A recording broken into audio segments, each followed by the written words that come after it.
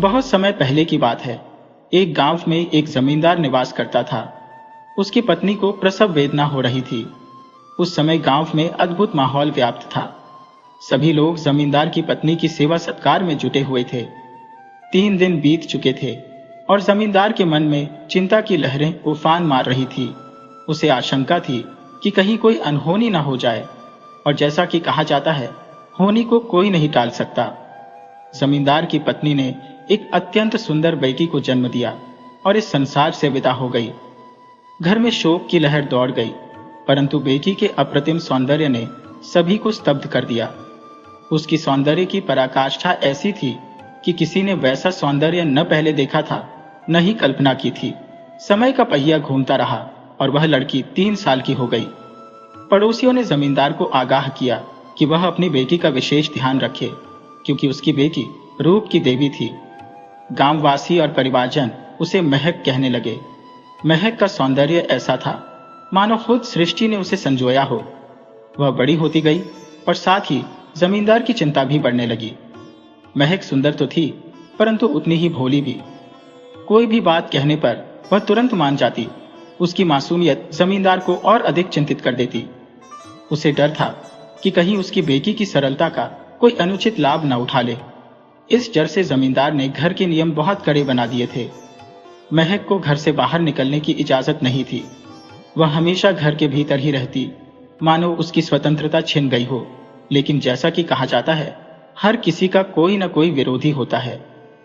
पड़ोस में रहने वाली सौंधी, जो महक की हमउम्र थी, महक के सौंदर्य से ईर्ष्या करती थी। वह बाहर से तो महक की सच्ची सहेली होने का नाटक करती, परंतु मन ही मन जलती थी।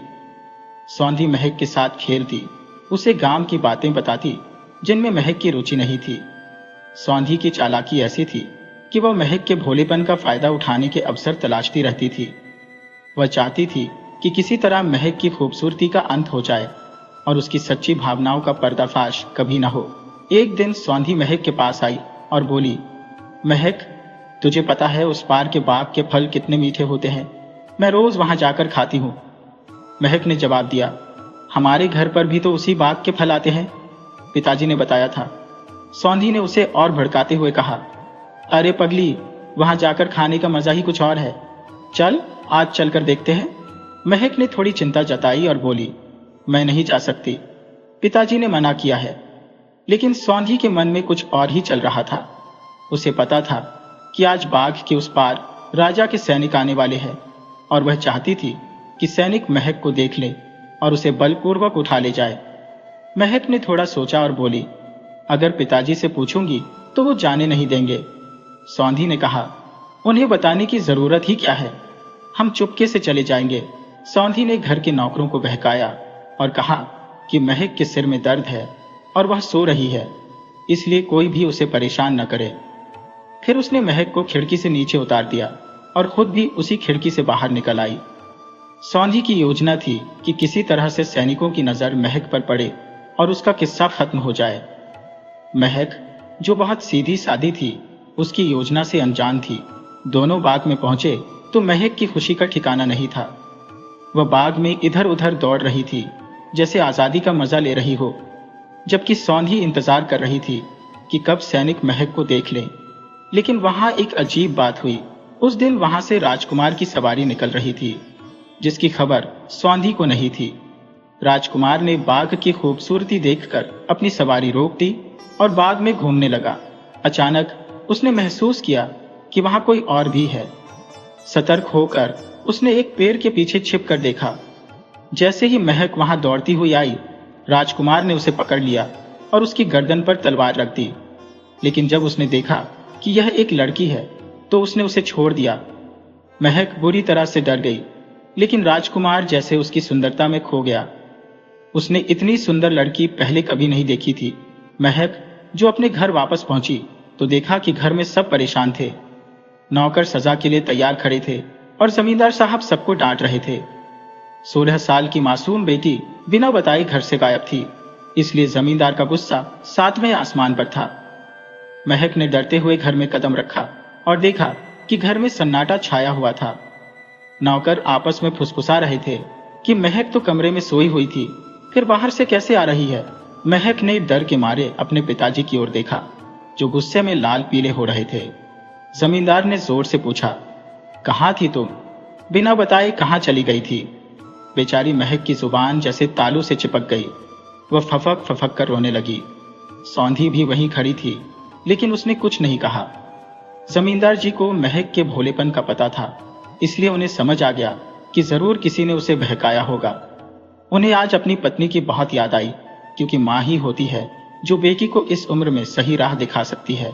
आज जमींदार जी को अपनी पत्नी की बहुत याद आ रही थी। पत्नी की कमी उन्हें आज बहुत खल रही थी। हालांकि उन्होंने महक को कुछ हिदायतें देकर अंदर भेज दिया और महक अपने कमरे में चली गई। उधर राजकुमार अजीत सिंह के मन में उथल पुथल मची हुई थी। 20 साल के अजीत सिंह ने अब तक गुरुकुल की शिक्षा, शस्त्र विद्या और माता पिता का प्रेम ही देखा था, लेकिन आज उसके मन में कुछ अलग ही ख्याल आ रहे थे। महक के सौंदर्य ने उसे घायल कर दिया था और उसे समझ नहीं आ रहा था कि ये क्या हो रहा है। अचानक राजकुमार उठकर अपने कमरे में टहलने लगा। उसकी बेचैन चाल देखकर उसकी मां को लगा कि कुछ गड़बड़ है। उन्होंने पास आकर पूछा, अजीत, तुम्हें नींद नहीं आ रही? राजकुमार चौंक कर बोला, मां, आपने बचपन में मुझे परियों की कहानियां सुनाई थी। क्या परियां सच में होती है? मां ने हंसकर कहा, बेटा, मैंने सुना तो है, लेकिन देखा नहीं। इस पर राजकुमार ने कहा, मां, आज मैंने एक परी को अपनी आंखों से देखा है।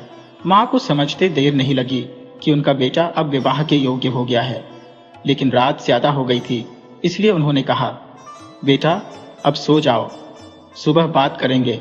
राजकुमार ने जैसे ही आंखें बंद की, उसे महक का चेहरा बार बार नजर आने लगा। वो सारी रात सो नहीं पाया। महक ने भी एक बार अजीत सिंह के बारे में सोचा, लेकिन उसे प्रेम की समझ कहाँ थी। वो तो बहुत भोली थी, कुछ भी नहीं जानती थी। अगली सुबह होते ही अजीत सिंह ने फैसला कर लिया कि वह महक को ही अपनी जीवन संगिनी बनाएगा। उसने अपने माता पिता को इस बारे में बताया। राजा को अपने बेटे की खुशी सबसे ज्यादा प्यारी थी, इसलिए उन्होंने सैनिकों को आदेश दिया कि उस लड़की की खोज की जाए। सैनिकों ने महक की खोज शुरू की, लेकिन ना तो उसका नाम पता था और ना ही उसका ठिकाना। राजकुमार ने भी उसे खोजने की बहुत कोशिश की, लेकिन 1 साल बीत गया और महक का कुछ पता नहीं चला। एक दिन राजकुमार भेष बदलकर जनता की हालत जानने महल से निकला और महक के गांव की गली में जा पहुंचा। क्या यह महज संयोग था? महक खिड़की से बाहर की दुनिया देख रही थी। राजकुमार की नजर महक पर पड़ी और उसकी आंखें थम गईं। राजकुमार ने महक को देखते ही महसूस किया जैसे तपती दोपहर में सावन की पहली बूंदें पड़ गई हो। वह खुश होकर महल लौट आया और अपने पिता को सारी बात बताई। राजा ने तुरंत जमींदार के घर रिश्ता भिजवा दिया। जमींदार यह सुनकर खुशी से फूले नहीं समा रहे थे। उनके घर में खुशियों की लहर दौड़ गई।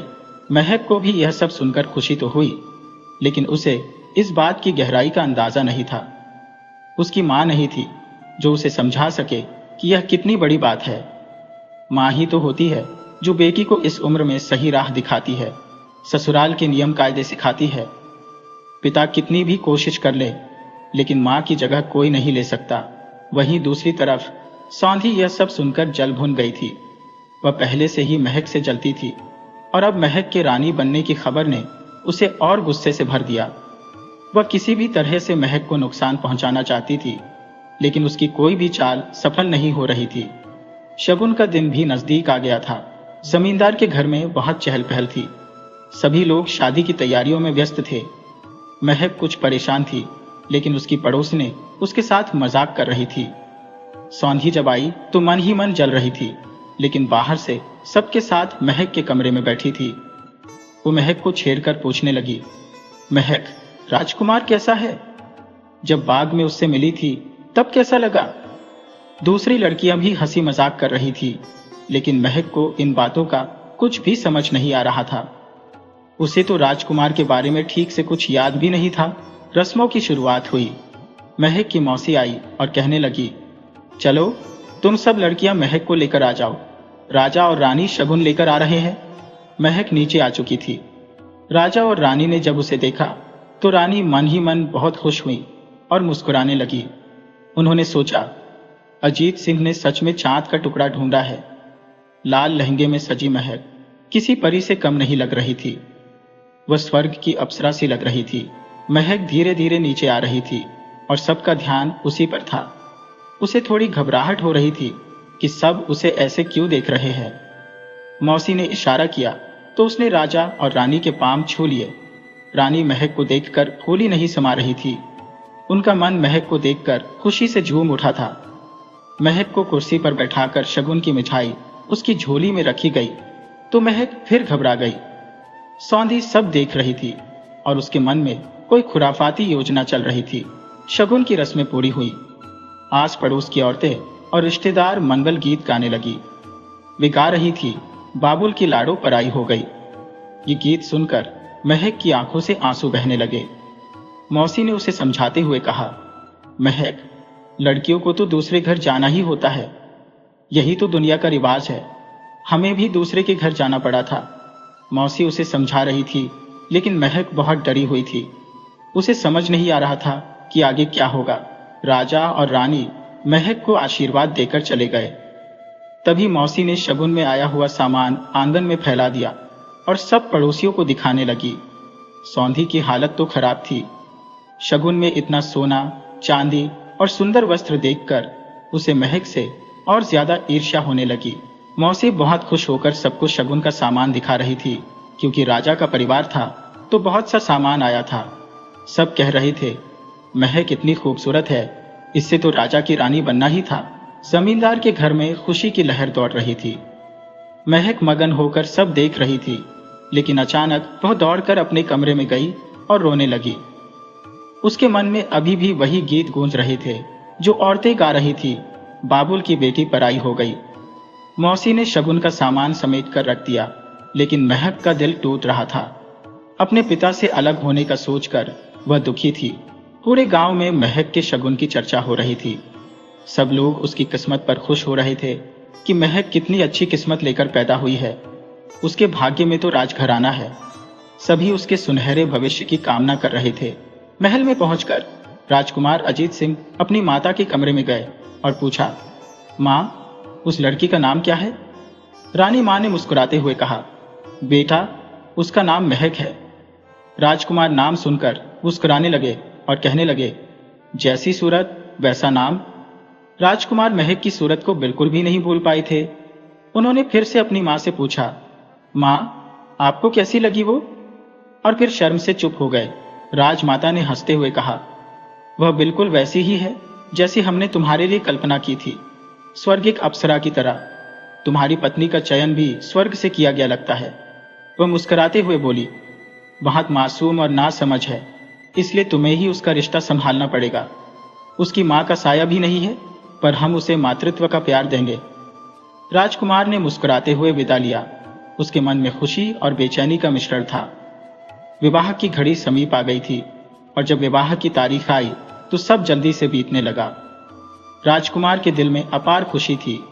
बार बार उसे बड़ी बड़ी सुरम्य आंखें याद आती थी जिनमें वह खोया रहता था।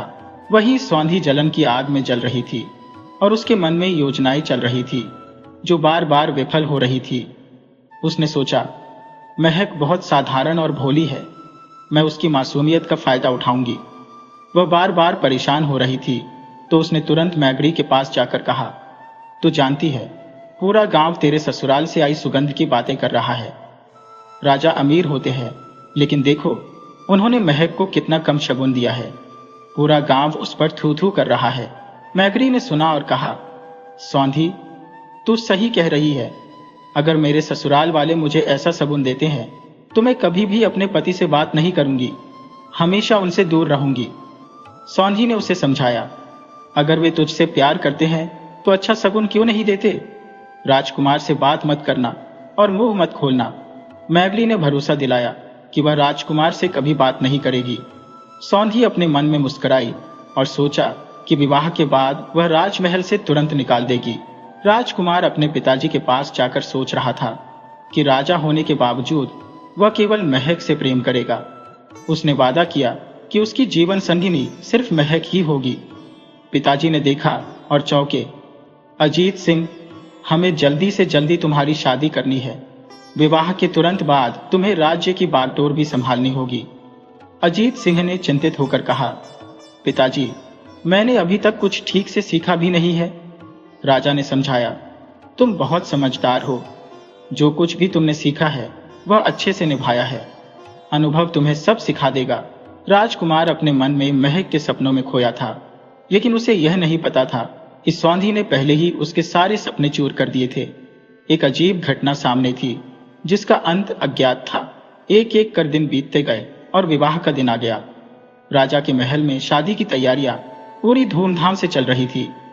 राजकुमार और उसके रॉयल परिवार की खुशी का ठिकाना नहीं था।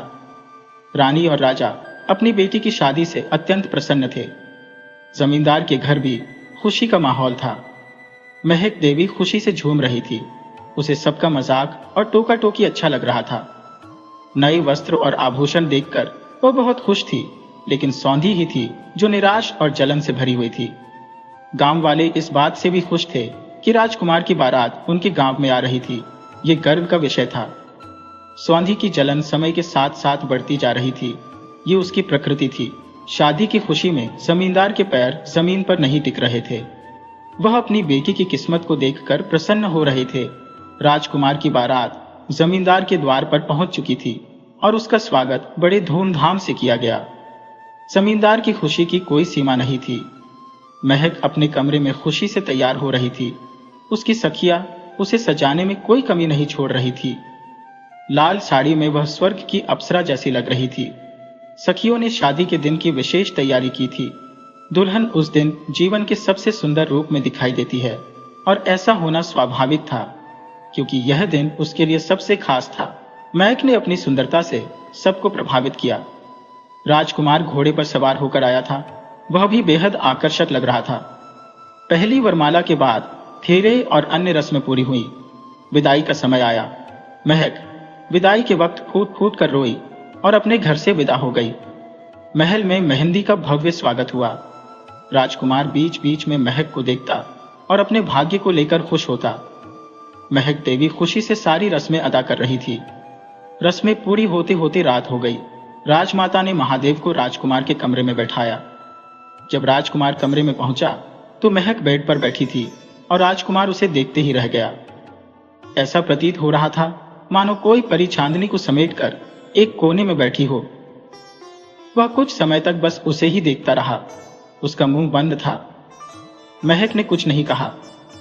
कुछ देर बाद जैसे ही राजकुमार ने नींद से जागकर महक की ओर बढ़ा, उसने कहा, तुम बहुत सुंदर लग रही हो महक। आज तक मैंने इतनी सुंदरता नहीं देखी। लेकिन महक ने चुप्पी साधे रखी।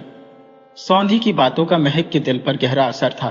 राजकुमार बोलता रहा, लेकिन महक चुप रही। राजकुमार को लगा कि वह अकेला ही बात कर रहा है। उसने कहा, तुमने अब तक कुछ नहीं कहा। मैं कब से खड़ा हूं और तुमने बैठने का भी नहीं कहा। क्या बात है? इतना कहकर वह पलंग पर बैठ गया तो महक तुरंत उठकर खड़ी हो गई और एक कोने में जाकर खड़ी हो गई। राजकुमार को यह अजीब लगा। उसने महक से कहा, मुझे समझ नहीं आ रहा, तुम मुझसे बात क्यों नहीं कर रही हो? मैंने ऐसा क्या किया है? क्या कारण है तुम्हारी नाराजगी का? लेकिन महक ने फिर भी चुप्पी बनाए रखी। राजकुमार ने कहा, कोई बात नहीं। यदि तुम मुझसे बात नहीं करना चाहती हो और मुझसे दूर रहना चाहती हो तो यह तुम्हारी इच्छा है। मैं तुम्हें परेशान नहीं करूंगा। मेरे कमरे में पर्याप्त जगह है। मैं दूसरे कोने में जाकर सो जाऊंगा। इसके बावजूद महक देवी चुप रही। राजकुमार दूसरे कोने में पड़े पलंग पर जाकर लेट गया और सोचने लगा कि आखिर ऐसा क्या हुआ है, क्यों महक इस प्रकार का व्यवहार कर रही है। राजमाता ने बताया था कि महक बहुत भोली है और उसे मुझे अपना मानने में समय लगेगा। फिर भी राजकुमार ने अपने दिल में सोचा, मैं तुम्हारा इंतजार पूरी जिंदगी कर सकता हूं जब तक तुम मुझे अपना मानोगी। वह मुस्कुराकर सो गया। महक देवी भी सो गई। उसने राजकुमार के बारे में कुछ नहीं सोचा। शादी की रस्मों के कारण वह बहुत थकी हुई थी। अगली सुबह महक उठकर तैयार हुई क्योंकि महल में उसकी पगफेरे की रस्म होनी थी। उसके पिता उसे लेने आए थे। महक अपने घर चली गई और सभी से खुशी खुशी मिली। सौंदर्या भी उससे मिलने आई। सौंदर्या ने मीठी मीठी बातें करके यह जानने की कोशिश की कि महक का राजकुमार के साथ व्यवहार कैसा रहा। सारी बातें जानने के बाद कि महक ने राजकुमार से बात नहीं की, सौंदर्या बहुत खुश हो गई। उधर जब अजीत सिंह थोड़ी देर से उठे तो उन्होंने अपनी राजमाता से कहा, माँ, आज राजकुमार नजर नहीं आ रहे। राजमाता ने उत्तर दिया, राजकुमार महक के साथ अपनी माँ के पास गई है। तुम्हें कल उसे ले जाकर महल लाना है। अजीत खुश हो गया और सोचने लगा कि शायद महक की सहेलियां उसे सब समझा देंगी और वह बोलने लगेगी। अगले दिन अजीत सिंह महक को लेने गया और उसे महल में लेकर आया। रास्ते में भी महक चुप रही, क्योंकि सौंधी की बातें अब भी उसके दिल में गहराई से बैठी थी। सौंधी ने उसे दोहराया था कि अगर तुम राजकुमार पर अपना रौब जमाना चाहती हो और उसे अपने नियंत्रण में रखना चाहती हो तो उससे बात मत करना। महक ने इस सलाह को गंभीरता से लिया था और इसलिए पूरे रास्ते चुप रही। अजीत सिंह ने महक से कहा, अभी तक तुमने अपनी नाराजगी की वजह नहीं बताई। महक चुप रही, उसने कोई जवाब नहीं दिया। अजीत सिंह ने कहा, कोई बात नहीं, जब तक तुम मुझसे नाराज रहोगी मैं खुद से ही बातें कर लूंगा। लेकिन महक ने फिर भी चुप्पी बनाए रखी। दिन बीतते गए और राजकुमार पूजा में व्यस्त रहने लगा। राजमाता को भी चिंता होने लगी, लेकिन अजीत सिंह ने उन्हें कुछ नहीं बताया। धीरे धीरे 6 साल बीत गए। अजीत सिंह के पिता ने राज्य की जिम्मेदारी अजीत सिंह को सौंप दी और जंगल में तपस्या के लिए चले गए। उनकी माता का स्वास्थ्य भी दिन ब दिन गिरता जा रहा था और अंततः एक दिन राजमाता का निधन हो गया। अजीत सिंह पर दुखों का पहाड़ टूट पड़ा। पूरी राज्य की जिम्मेदारी अब उसकी थी। हालांकि अजीत सिंह अशांत था, उसने राज्य की जिम्मेदारी बखूबी निभाई। धीरे धीरे वह अपने राज्य से बहुत दूर होता जा रहा था, लेकिन उसका प्रेम केवल महक के प्रति अडिग था। मन ही मन उसकी चुप्पी उसे भीतर से तोड़ रही थी। अजीत सिंह ने राज्य तो संभाला, लेकिन सिंहासन पर बैठने का साहस नहीं किया, क्योंकि वह अपने पिता को अभी भी सिंहासन पर देखना चाहता था। एक दिन अचानक महल में वन से एक चौंकाने वाली खबर आई। अजीत सिंह के पिता का निधन हो गया था और उनका अंतिम संस्कार पूरी विधिपूर्वक कर दिया गया था। पिताजी की मृत्यु के बाद दरबारियों में हलचल मच गई थी। कुछ निष्ठावान दरबारियों ने मिलकर अजीत सिंह को गद्दी पर बैठाया और राज तिलक की रस्म पूरी की। अजीत सिंह ने अपने शासन में खुद को पूरी तरह से व्यस्त कर लिया और आसपास के कई राज्यों पर विजय प्राप्त की। राज्य का विस्तार हुआ और अजीत सिंह की जिम्मेदारियां भी बढ़ गईं। महक देवी अब भी साधारण और शांत स्वभाव की थी। वर्षों बीतने के बावजूद उन्होंने अपने दिल में कई बातें छुपा रखी थी और चुप्पी साधे रखी थी। महल में वे सबके साथ मधुरता से पेश आती थी और अपनी जिम्मेदारियों को बखूबी निभाती थी। वे खुद भी नहीं जानती थी कि उनकी सरलता ने किस तरह की समस्याएं उत्पन्न की हैं। राजकुमार अजीत सिंह के राज्याभिषेक को 5 वर्ष हो चुके थे। एक दिन महल में एक दरबारी ने यह खबर फैला दी कि महक देवी और राजकुमार के बीच बातचीत नहीं हो रही है। यह जानकारी एक दासी के माध्यम से उन लोगों तक पहुंची जो उस दरबारी के पड़ोसी थे। यह खबर जंगल की आग की तरह फैल गई। दरबारी जो राजकुमार से ईर्ष्या करते थे, उन्होंने उसे मारने की योजना बनानी शुरू कर दी, क्योंकि उनके पास कोई वारिस नहीं था जो राज्य का उत्तराधिकारी बन सके। लेकिन अजीत सिंह के वफादारों ने उनकी साजिशों को नाकाम कर दिया। इसके बाद दरबार में इस विषय पर चर्चा हुई। अजीत सिंह के पिता के निष्ठावान सलाहकारों ने कहा, राजकुमार, आपकी जिम्मेदारी केवल राज्य को संभालने की नहीं है, बल्कि इसके उत्तराधिकारी को भी सुनिश्चित करने की है। यदि दरबारियों की साजिश का पता नहीं चलता या देर से पता चलता है, तो यह राज्य एक बिना मालिक की स्त्री की तरह हो जाएगा। फिर कौन इस पर अधिकार करेगा, यह भी अनिश्चित रहेगा। आपके और रानी के बारे में जो बातें राज्य में फैल चुकी हैं, वे पड़ोसी राज्यों में भी फैलेंगी, क्योंकि विभिन्न राज्यों के गुप्तचर भेष बदलकर एक राज्य से दूसरे राज्य में घूमते हैं। इस तरह की चर्चाएं अन्य राजाओं तक भी पहुंच सकती हैं और वे आपके राज्य को हड़पने की साजिशें कर सकते हैं। यह सब सुनकर अजीत सिंह को गहरा आघात हुआ। वे पहले ही महक के व्यवहार से दुखी थे और अब इस नई समस्या ने उनके सिर पर मुसीबत का और बोझ डाल दिया। उन्होंने एक निश्चय किया और महक के पास गए, जहां वह हमेशा की तरह चुपचाप खड़ी थी। राजा अजीत सिंह ने शब्दों की मृदुलता के साथ बात प्रारंभ की। महक देवी, पिछले 11 वर्षों में मैंने तुम्हारे प्रति कोई भी अन्याय नहीं किया और न ही हमारे रिश्ते में किसी प्रकार की दरार डाली। आज मेरे लिए आवश्यक था कि मैं तुमसे बात करूं, इसलिए मैं यहां उपस्थित हुआ हूं। तुम्हारे पास रहने पर भी मैं चुप रहा, परंतु आज मैं तुम्हारे पास आकर आवश्यक बातें कह रहा हूं। मैंने दरबार में सारे विवरण रख दिए हैं और अब मुझे मेरी जिम्मेदारियों को निभाना है। राज्य को उत्तराधिकारी देना मेरी प्राथमिकता है, अन्यथा मेरे पिताजी द्वारा सौंपा गया राज्य एक अदृश्य संजीवनी की तरह समाप्त हो जाएगा। महक देवी, फिर भी तुम मान हो। तुम्हारी यह चुप्पी मेरे प्रेम को गहरा आघात पहुंचा रही है। लगता है तुमने जीवन भर मुझसे बात न करने की ठान ली है। यह विचार कर राजा अपने कमरे में लौट आया और गहरे दुख के साथ टहला। दरबार की बातें कभी कभी उसे याद आती और सबसे अधिक परेशान करने वाली बात उसकी महक देवी की चुप्पी थी। उसे समय का भान नहीं रहा, वह चिंताओं में खोया हुआ था। राजा ने बाहर जाकर दरबार में उपस्थित सलाहकारों से परामर्श लिया। उन्होंने राजा अजीत सिंह को सुझाव दिया कि वह नया विभाग ले, लेकिन राजा को यह स्वीकार नहीं था। तभी उनके मन में एक विचार आया और उन्होंने महक देवी को दरबार में बुलाया। राजा ने कहा, महक देवी, तुम्हारा मुझसे संवाद न करना राज्य के लिए गंभीर समस्या उत्पन्न कर रहा है। मैं आज से आदेश देता हूं कि यदि तुम 2 दिनों के भीतर मुझसे बात नहीं करोगी या इसका कोई कारण नहीं बताओगी, तो तीसरे दिन मैं दूसरा विभाग ले लूंगा और तुम्हें महल की छत से कबूतर उड़ाने का कार्य सौंपा जाएगा। ये घोषणा करके राजा अजीत सिंह दरबार से बाहर चले गए। राजा अजीत सिंह ने सोचा कि इस प्रकार की कठोरता महक देवी को समझाएगी और वह स्थिति को गंभीरता से लेगी।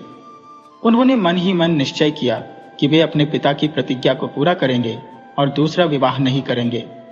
2 दिन बीत गए और राजा की आशा थी कि महक देवी इस समय पर विचार करेगी और सभी समस्याएं सुलझ जाएंगी। समय की गति इतनी धीमी लग रही थी कि राजा की रातें बेचैन और चिंताओं से भरी थी। वह हर क्षण महक देवी के आगमन की प्रतीक्षा करता रहा। जब आधी रात बीत गई और महक देवी का कोई संकेत नहीं मिला, तो राजा का दिल निराशा से भर गया।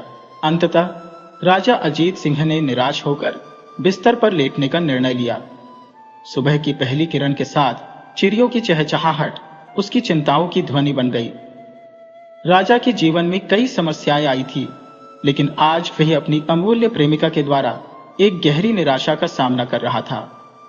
महक देवी से उसका प्रेम सजा की तरह महसूस हो रहा था और वह इस असमंजस में था कि आखिर इसका कारण क्या हो सकता है। राजा अजीत सिंह बिस्तर से उठने की हिम्मत नहीं जुटा पा रहा था। उसके पास अपनी परेशानी का कोई समाधान नहीं था। 2 दिन पहले दरबार में किए गए ऐलान के बाद अब वह खुद को बेबस महसूस कर रहा था। दरबार के सभी दरवाजे पहले ही बंद हो चुके थे। राजा भारी कदमों से और गहरे दुख के साथ दरबार में पहुंचे। सभी दरबारी पहले ही आ चुके थे और राजा का इंतजार कर रहे थे। आखिरकार अजीत सिंह ने दरबार में आकर सिंहासन पर बैठा और हुक्म दिया कि महक देवी को बुलाया जाए।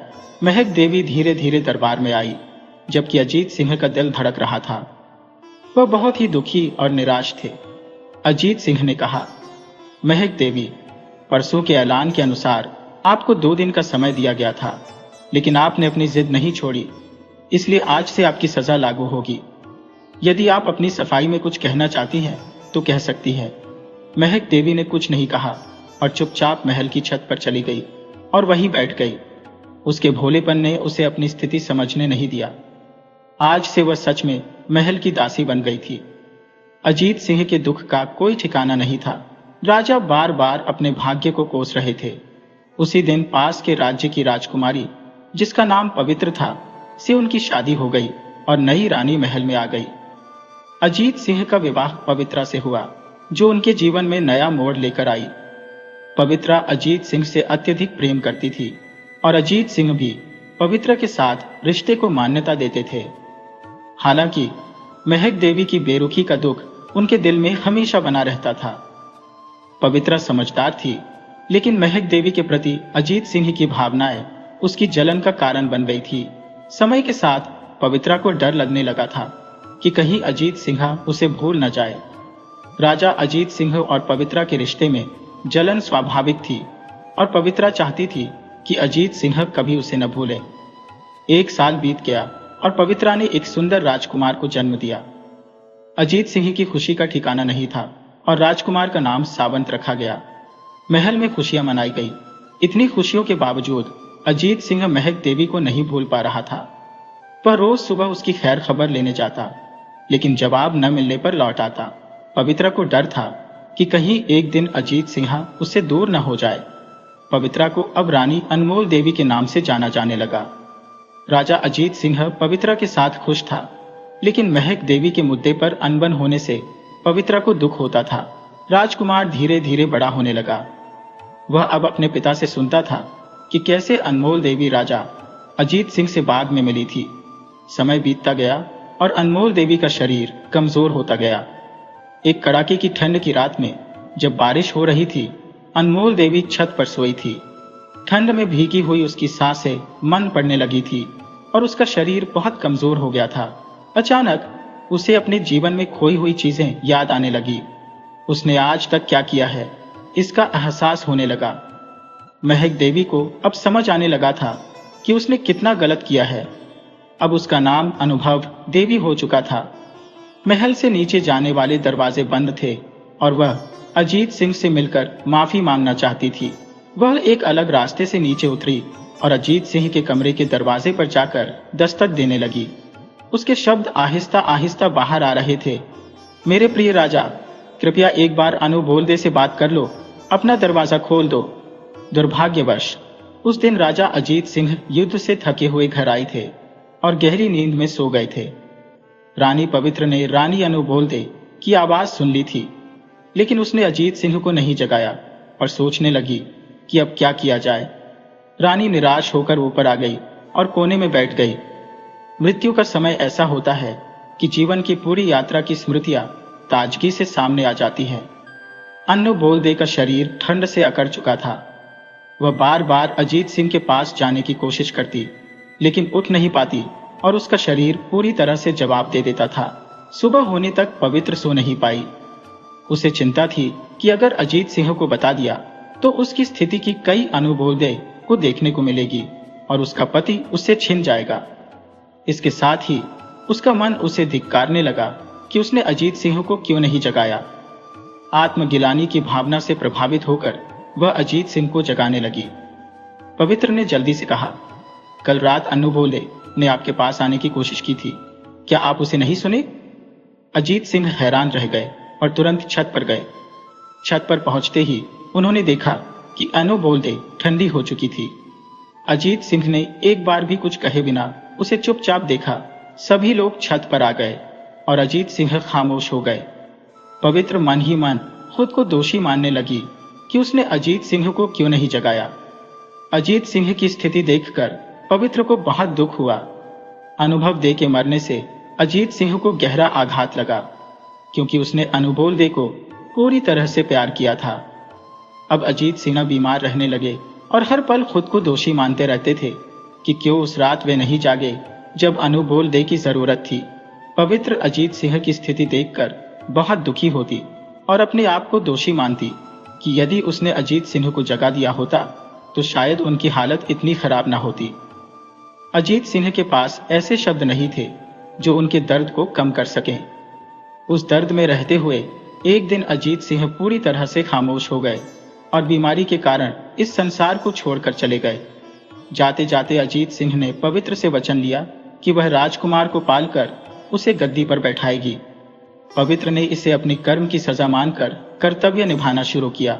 अजीत सिंह ने महक देवी से जीवन भर एक बार भी महकते की आवाज नहीं सुनी थी और एक बार भी महक देवी से पूरी जिंदगी बात नहीं की थी। उसने महक देवी की आवाज के लिए तरसते हुए अपना जीवन बिताया, लेकिन महक देवी ने कभी उससे बात नहीं की। इस प्रकार अजीत सिंह ने एक अनोखा प्रेम किया जो राजा के प्यार की मिसाल बन गया।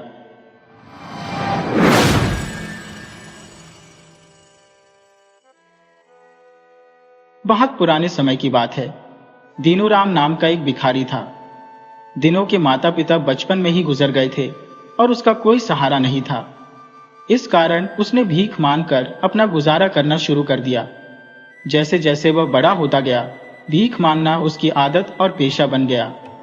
जो काम वह पहले मजबूरी में करता था, अब उसे वही अच्छा लगने लगा।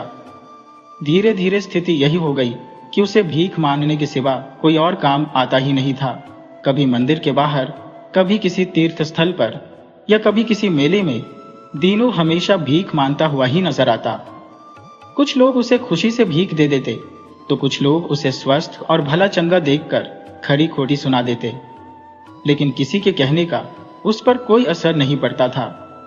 वह तो बस अपनी झोली और एक हाथ में पोटली लिए भीख मांगता रहता। जो लोग भीख देते, दीनू उन्हें बहुत दुआएं देता और कहता, भगवान तुम्हारा भला करे, तुम खूब लंबी उम्र जियो वगैरह। लोग उसकी दुआएं सुनकर खुश भी हो जाते थे। दीनू का कोई स्थायी ठिकाना नहीं था। वह गांव गांव, गली गली घूमता रहता। कहीं उसे रोटी मिल जाती तो कहीं से सब्जी मांगकर अपना पेट भर लेता। एक दिन सुबह से शाम तक दीनू को कुछ भी खाने को नहीं मिला। भूख के मारे उसकी हालत खराब हो रही थी। तभी एक बूढ़ी औरत ने उसे अपने पास बुलाया और उसकी परेशानी का कारण पूछा। दीनू ने उसे अपना दुख बताया कि उसे पेट भर खाना नहीं मिलता। उस बूढ़ी औरत ने दीनू को एक गेहूं का दाना देते हुए कहा, यह गेहूं का दाना करामाती है, इसे अपने पास संभाल कर रखना। जब तक यह दाना तुम्हारे पास रहेगा, तुम्हें भरपेट भोजन मिलता रहेगा। दीनू ने उस दाने को उलट पलट कर देखा। फिर उसने सिर उठाकर उस औरत से कुछ पूछना चाहा, लेकिन तब तक वह औरत गायब हो चुकी थी। दीनू ने दाने को अपनी पोटली में रख लिया और भोजन की तलाश में पास के ही एक भोजनालय की तरफ चला गया। तभी एक व्यक्ति ने उसे रोककर कहा, अरे भाई, तुम यहाँ आकर पेट भर भोजन खा सकते हो। आज हमारे सेठ जी का जन्मदिन मनाया जा रहा है। दीनू मन ही मन बहुत खुश हुआ और भोजनालय से भरपेट खाना खाकर बाहर निकला। वह सोचने लगा कि यह गेहूं के दाने की करामात है या सिर्फ एक संयोग कि उसे मुफ्त में भरपेट खाना मिल गया। उसका वह दिन बड़ा ही अच्छा गुजरा।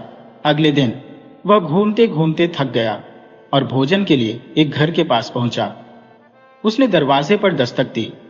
एक सभ्य और पढ़ी लिखी स्त्री ने उसे आदर पूर्वक अंदर बुलाया और कहा, आप यहाँ पर रात्रि को विश्राम भी कर सकते हैं, पहले आप भोजन कर लीजिए। इतना आदर सत्कार दीनू को पहली बार मिला था। उसे यकीन हो गया कि गेहूं का दाना वाकई करामाती है। उसने भरपेट भोजन किया।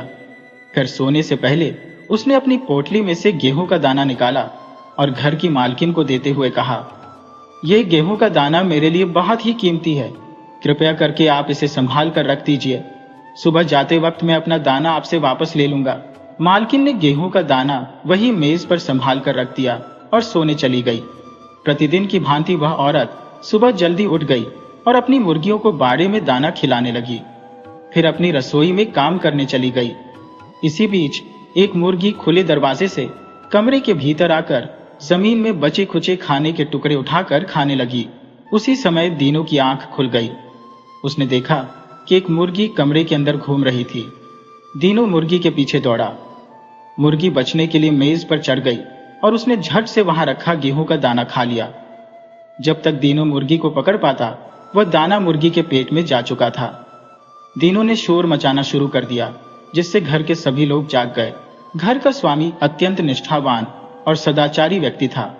उसने दीनू से पूछा, आप हमारे अतिथि हैं, किस कारण आप इतने क्रुद्ध हैं? दीनू ने कहा, मैंने आपकी पत्नी को एक अनमोल गेहूं का दाना सुरक्षित रखने को कहा था, परंतु उन्होंने उसे मेज पर रख दिया और आपकी मुर्गी ने उसे खा लिया। मुझे वही गेहूं का दाना चाहिए। घर के लोग इस बात से अनभिज्ञ थे कि उस दाने में ऐसी कौन सी विशेषता थी। उन्होंने दीनू को समझाया, आप जितने चाहे गेहूं के दाने ले जा सकते हैं। उस औरत ने एक कटोरी भरकर गेहूं के दाने लाकर दीनू के सामने रख दिए, परंतु वह रोने लगा और बोला, मुझे वही दाना चाहिए। यदि आपने मुझे मेरा दाना नहीं दिया तो मैं आपको शाप दूंगा। दीनू की यह बात सुनकर सब लोग भयभीत हो गए। तब घर के मालिक ने कहा, वह दाना तो मुर्गी के पेट में जा चुका है, आप चाहे तो वह मुर्गी ले जा सकते हैं। दीनू को यह बात ठीक लगी। उसने वह मुर्गी ली, अपनी पोटली उठाई और वहां से चला गया। सारा दिन भटकने के बाद शाम को वह एक अन्य घर के सामने पहुंचा। उस घर में भी दीनू का आदर पूर्वक स्वागत किया गया और उसे स्वादिष्ट व्यंजन परोसे गए। दीनू ने घर की मालकिन को अपनी मुर्गी और पोटली संभाल कर रखने के लिए दी और सो गया। सुबह उठकर दीनू ने मालकिन से अपनी मुर्गी मांगी। मालकिन मुर्गी को लेने गई तो उसने देखा कि दीनू की मुर्गी के पंख वहां बिखरे पड़े थे। मालकिन के नौकर ने बताया कि नई मुर्गी को देखकर पुरानी मुर्गियों ने बाड़े में उस पर आक्रमण कर दिया और अपनी चोंचों से उसे घायल कर दिया। जान बचाने के लिए मुर्गी बाहर भागी, जहां बरामदे में मालकिन का कुत्ता बैठा था, जिसने मुर्गी को मारकर खा लिया। ये सुनकर दीनू चिल्लाने और रोने लगा कि उसे वही मुर्गी चाहिए। मालकिन ने कहा, अब वह मुर्गी जीवित नहीं है, उसे कहां से लाकर दूं? तब दीनू ने फिर अपनी चाल चली और कहा, यदि आपने मुझे मुर्गी नहीं दी तो मैं आपको श्राप दूंगा। दीनू की यह बात सुनकर मालकिन भयभीत हो गई और उससे विनती करने लगी, आप इसके बदले में कोई भी मुर्गी ले लीजिए। परंतु दीनू नहीं माना।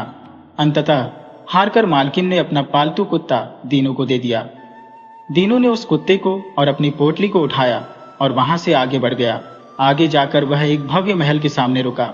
महल में एक राजकुमारी अपने परिवार के साथ निवास करती थी। महल की स्वामिनी ने दीनू को अंदर बुलाया, उसे स्नान करवाया और नए वस्त्र प्रदान किए। साथ ही उसे भरपेट भोजन भी करवाया। राजकुमारी को देखकर दीनू के मन में लोभ उत्पन्न हुआ। वह विचार करने लगा कि एक गेहूं के दाने की कृपा से पहले उसे मुर्गी मिली, फिर मालकिन का प्रिय कुत्ता। अब यदि यह कुत्ता मर जाए तो बदले में वह राजकुमारी की मांग कर सकता है और उससे विवाह करके अपना जीवन सुखमय बना सकता है। फिर उसे कभी भी भीख मांगने की आवश्यकता नहीं पड़ेगी। दीनू ने जानबूझकर कुत्ते को राजकुमारी के पीछे छोड़ दिया। जब वह अपनी सखियों के साथ बाग में खेल रही थी, कुत्ता अचानक राजकुमारी पर झपट पड़ा। राजकुमारी ने अपनी रक्षा के लिए एक बड़ा पत्थर उठाकर कुत्ते को मारा। कुत्ते को चोट लगी, लेकिन वह फिर से उठकर राजकुमारी के पीछे दौड़ा। इस बार राजकुमारी ने क्रोध में आकर कुत्ते पर डंडे से वार कर दिया, जिससे कुत्ता वहीं पर मर गया। जब दीनू महल से बाहर जाने की तैयारी कर रहा था, उसने महल की स्वामिनी से अपना कुत्ता मांगा। स्वामिनी ने संकोच पूर्वक कुत्ते के मरने की पूरी घटना बताई। यह सुनकर दीनू जोर जोर से रोने लगा और कहा कि उसे वही कुत्ता चाहिए। महल की स्वामिनी ने उसे बहुत समझाया कि वह दूसरा कुत्ता ले ले, परंतु दीनू नहीं माना। तब स्वामिनी ने अपनी असमर्थता जताई। इस पर दीनू बोला, जिसने मेरा कुत्ता मारा है मुझे वही दे दीजिए, मैं उसी से संतुष्ट हो जाऊंगा। स्वामिनी को दीनू की यह मांग सुनकर बहुत क्रोध आया कि एक व्यक्ति कुत्ते के बदले उनकी बेटी की मांग कर रहा है। स्वामिनी ने कहा, मैं तुम्हें 1000 अशर्फिया देती हूँ। यदि तुम्हारे पास कोई कला या हुनर है तो 1 महीने में इन्हें 2 गुना करके दिखाओ। यदि तुम ऐसा कर सको तो मैं अपनी बेटी का हाथ तुम्हें सौंप दूंगी। दीनू को धन का लोभ हो गया और वह अशर्फिया लेने के लिए तैयार हो गया। उसने अशर्फिया ली और अपनी पोटली में रखकर आगे बढ़ गया। रास्ते में दीनू ऊंचे ऊंचे सपने देखने लगा, लेकिन वह समझ नहीं पा रहा था कि इन अशर्फियों को 2 गुना कैसे करेगा। दीनू को भीख मांगने के अलावा कोई और काम आता भी नहीं था। भीख मांगकर वह 1 महीने तो क्या, पूरे साल में भी इतनी अशर्फिया नहीं कमा सकता था। तब दीनू ने सोचा कि पहले कुछ अशर्फिया खर्च करके आराम से जीवन बिताया जाए, फिर बाद में कमाई के बारे में सोचा जाएगा। रास्ते में एक जगह रुककर जब उसने अशर्फिया निकालने के लिए अपनी पोटली में हाथ डाला तो उसे महसूस हुआ जैसे कुछ उसे चुभ गया हो। उसने तुरंत अपना हाथ बाहर निकाल लिया। जब उसने पोटली खोलकर देखा तो उसमें से सैकड़ों कीड़े मकोड़े निकलकर उसे काटने लगे। दीनू ने वह पोटली उठाकर दूर नदी में फेंक दी। अब दीनू के पास कुछ नहीं बचा था। वह खाली हाथ रह गया था और उसके सामने भीख मांगने के अलावा कोई और विकल्प नहीं था। दीनू को उसके लालच का फल मिल चुका था।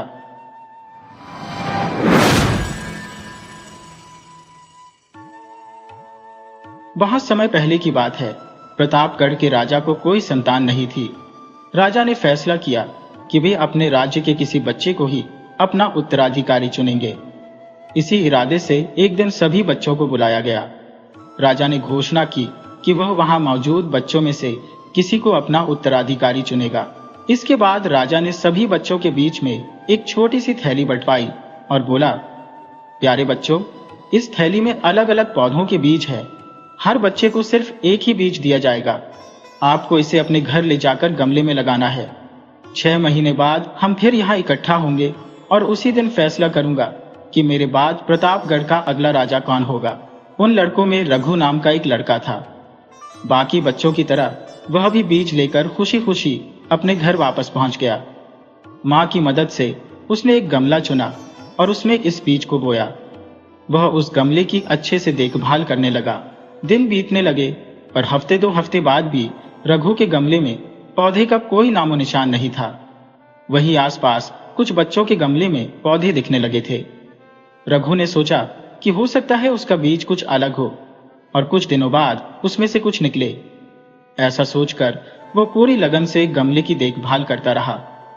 3 महीने बीत जाने पर भी उसका गमला खाली था, जबकि दूसरी ओर बाकी बच्चों के गमले में अच्छे से पौधे उग गए थे। कुछ तो फल फूल भी दिखाई देने लगे थे। खाली गमला देखकर लोग उसका मजाक बनाते और उस पर हंसते। यहाँ तक कि कुछ बड़े बुजुर्ग भी उसे बेकार में मेहनत करने से मना करते। बावजूद इसके रघु ने हार नहीं मानी और लगातार गमले की देखभाल करता रहा। देखते देखते 6 महीने बीत गए और राजा के सामने अपना गमला ले जाने का दिन आ गया। रघु सोचने लगा कि अगर मैं ऐसे ही खाली गमले के साथ राजा के सामने चला गया तो सब लोग मुझ पर कितना हंसेंगे। कहीं राजा मुझसे नाराज हो गए और सजा दे दी तो किसी को यकीन नहीं होगा कि मैंने बीज में पानी डाला और देखभाल की। सब मुझे आलसी समझेंगे।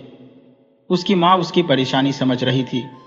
उसने रघु की आंखों में आंखें डालकर कहा, बेटा, नतीजा कुछ भी हो, राजा को सच्चाई बताना ही चाहिए। तय दिन पर सभी बच्चे राजमहल के मैदान में इकट्ठा हो गए। वहां एक से बढ़कर एक पौधों का अंबार लगा था। रंग बिरंगे फूलों की खुशबू से पूरा महल सुगंधित हो गया था। खाली गमला लेकर आए रघु का मजाक उड़ाया जा रहा था कि तभी राजा के आने की घोषणा हुई। सभी बच्चे शांति से अपनी जगह खड़े हो गए। रघु के अंदर बस एक ही प्रश्न चल रहा था कि कौन बनेगा राजा। राजा बच्चों के बीच से होकर आगे बढ़ने लगे। जहां जहां बच्चे खड़े थे वे अपने आप को योग्य उत्तराधिकारी स्थापित करने की कोशिश कर रहे थे। तमाम खूबसूरत पौधों को देखने के बाद राजा की नजर रघु पर पड़ी। राजा ने पूछा, बेटा, क्या हुआ? तुम्हारा गमला खाली क्यों है? हिचकिचाते हुए रघु बोला, महाराज, मैंने इसमें पानी डाला था, धूप दिखाई थी, महीनों तक मैंने इसकी पूरी देखभाल की, फिर भी पौधा नहीं निकला। राजा बाकी गमलों को देखने के लिए आगे बढ़ गए और सभी बच्चों को संबोधित किया। आप लोगों ने खुद को साबित करने की कोशिश की। ज्यादातर लोग किसी भी कीमत पर राजा बनना चाहते थे, लेकिन एक लड़का है जो यहाँ खाली हाथ चला आया। रघु, मेरे पास आओ। सबके सामने इस तरह बुलाया जाना रघु को कुछ अजीब लगा। फिर वह धीरे धीरे आगे बढ़ने लगा। जैसे ही राजा ने उसका गमला उठाकर सभी बच्चों को दिखाया, बच्चे हंसने लगे। राजा ऊंची आवाज में बोले, 6 महीने पहले मैंने आपको बीज दिए थे और अपने अपने पौधों के साथ आने को कहा था। मैंने आपको जो बीज दिए थे वे बंजर थे। आप चाहे जितनी भी देखभाल करते, उनमें से कुछ नहीं निकलता। लेकिन अफसोस है कि आप सबके बीच में बस एक ही ऐसा है जो खाली हाथ यहाँ उपस्थित हुआ है। आप सबको रघु से सीखना चाहिए। पहले तो उसने ईमानदारी दिखाई कि दूसरों की तरह बीज में से कुछ न निकलने पर दूसरा बीज नहीं लगाया, और उसके बाद खाली गमले के साथ यहाँ आने का साहस दिखाया, यह जानते हुए भी कि लोग उस पर कितना हंसेंगे और उसे कितना अपमानित होना पड़ेगा। मैं घोषणा करता हूं कि रघु प्रतापगढ़ का अगला राजा होगा। यही उसके ईमानदारी का फल है।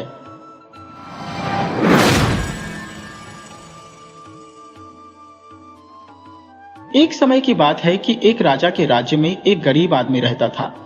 उसकी अपनी एक छोटी सी चक्की थी। किसी तरह आटा पीसकर वह अपना काम चलाता था। उसके एक लड़की थी। वह बहुत ही सुंदर थी। यह लड़की जितनी सुंदर थी उतनी ही समझदार और होशियार भी थी। वह कामकाज में अपने पिता का हाथ बटाती थी। चक्की वाले को उससे बड़ी मदद मिलती थी। वह रात दिन अपनी लड़की के गुण गाया करता था। कोई भी मिलता था तो वह उससे अपनी बेटी की तारीफ के बिना नहीं रहता था। एक दिन ऐसा था कि चक्की वाले को किसी काम से महल में जाना पड़ा। जब वह अपना काम खत्म करके महल से लौट रहा था तो अचानक इधर से राजा आ निकला। राजा चक्की वाले को जानता था। उसने वैसे ही उससे पूछ लिया, कहो भाई, क्या हाल है? आजकल तुम्हारा काम कैसे चल रहा है? चक्की वाले ने आदर से रुककर कहा। सरकार, सब आपकी कृपा है, किसी तरह गुजर हो रही है। वैसे मुझे किसी बात की फिक्र नहीं है, मेरी बेटी सारा काम संभाल लेती है। राजा बोला। अच्छा, तब तो बड़ी खुशी की बात है। इस पर चक्की वाला राजा के सामने जरा डींग मारते हुए बोला, जी हाँ, ऐसी लड़की आपने देखी नहीं होगी। कम से कम इस शहर में तो ऐसी समझदार लड़की कहीं नहीं मिलेगी। बड़ी होशियार है, उसे कई तरह के काम आते हैं। राजा बोला। अच्छा, उसे कौन कौन से काम आते हैं? चक्की वाला बोला, अरे हुजूर, ये पूछिए कि उसे कौन सा काम नहीं आता। अब देखिए ना, आपके महल के गोदामों में यह जो रुई रखी हुई है, मेरी बेटी चाहे तो इसे काट कर सोना बना सकती है। राजा ने आश्चर्य से कहा, अच्छा, ऐसी बात है, तब तो तुम ऐसा करना, जरा उसको जल्दी ही हमारे महल में भेज देना। मैं देखना चाहता हूं कि वह रुई को काटकर सोना कैसे बनाती है। राजा सोने का बहुत शौकीन था, उसे रात दिन सोना बटोरने की फिक्र रहती थी। वह मन ही मन बड़ा खुश हुआ कि चलो, इस तरह सारी रुई सोने में बदल जाएगी। जब राजा चला गया तो चक्की वाले को अपनी गलती मालूम हुई। वह पछताने लगा कि मैंने राजा के सामने इस तरह बढ़ा चढ़ाकर बातें क्यों की। लेकिन अब क्या हो सकता था? वह राजा को यह नहीं कह सकता था कि उसने झूठ बोला था। वह चुपचाप घर पहुंचा। घर जाकर उसने अपनी लड़की से कहा, बेटी, तुम्हारी होशियारी और समझदारी की खबर राजा तक पहुंच चुकी है। वे तुमसे मिलना चाहते हैं, जल्दी तैयारी हो जाओ, तुम्हें इसी समय मेरे साथ महल में चलना है। यह सुनकर लड़की बड़ी खुश हुई। थोड़ी देर में वह सज धज कर महल में जाने के लिए तैयार हो गई। चक्की वाला अपनी लड़की को लेकर राजा के पास पहुंचा। राजा फौरन लड़की को उस बड़े से गोदाम में ले गया जहां रुई भरी हुई थी। राजा ने लड़की के लिए एक चरखा मंगवा दिया और कहा, लो, यह चरखा है, यहां बैठो, इससे रुई काटकर मेरे लिए सोना बना डालो। तुम्हारे पिता ने मुझे बताया है कि तुम रुई को काटकर सोना बना सकती हो। मैं कल सुबह आकर देखूंगा कि तुमने क्या काम किया है। अगर तुमने सोना नहीं बनाया तो मैं तुम्हारी गर्दन कटवा दूंगा। ये कहकर राजा वापस महल में लौट गया। बेचारी लड़की, उसकी तो समझ में ही नहीं आया कि क्या हो गया। वह तो बड़ी खुशी खुशी अपने पिता के साथ महल में आई थी। उसने सोचा था कि राजा जी उसकी तारीफ करेंगे और उसे इनाम देंगे। यहां तो बात ही उल्टी हो गई। उसने कभी सपने में भी नहीं सुना था कि रुई को काटकर सोना बनाया जा सकता है, और अब राजा ने उसको ऐसा ही करने का हुक्म दिया था।